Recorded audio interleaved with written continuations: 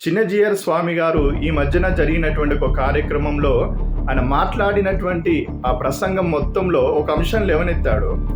అందులో కన్యక గర్భమున పుత్రుడు ఎలా జన్మిస్తాడు అనే అంశం లేవనెత్తాడు.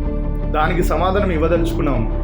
ఏంటంటే, మీ దృష్టిలో దేవుడు అంటే నిర్వచనము, దేవుడు అంటే భావన మీ దృష్టిలో ఏముందో కానీ బైబిల్ ప్రకారము పరిశుద్ధాత్మ మాకు బయలుపరిచినటువంటి విషయం ఏంటంటే, దేవుడు అనేవాడు సర్వ సృష్టిని సృజించినవాడు, సర్వ ప్రాణులను సృజించినవాడు, సర్వ మానవాళిని సృష్టించిన వాడే దేవుడు అవుతాడు. ఈ భూమి యందు, ఆకాశమందు, సముద్రమందు సకల ప్రాణులను కలిగజేసిన వాడే దేవుడు. ఈ విశ్వం అంతటిని మనం చూసినటువంటి ఈ ప్రకృతిని అంతటిని సృజించిన వాడు దేవుడు. ప్రతి మనిషిని కూడా సృష్టించిన వాడు దేవుడు. ఇది బైబిల్ చెప్తా ఉంది.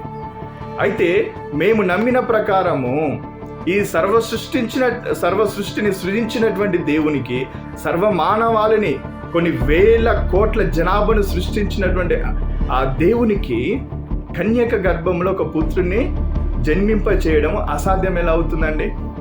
అంటే మీ దృష్టిలో దేవుణ్ణి గురించినటువంటి భావన ఏ విధంగా ఉందో మేము ఇక్కడ అర్థం చేసుకోవచ్చు. సరే, మీరు మీ ధర్మం ప్రకారం, మీ భావన ప్రకారం మీరు దేవుణ్ణి సృష్టించగలరేమో కానీ బైబిల్ చెప్తా ఉంది, మమ్మల్ని సృజించిన వాడు దేవుడు, మా సృష్టికర్త దేవుడు,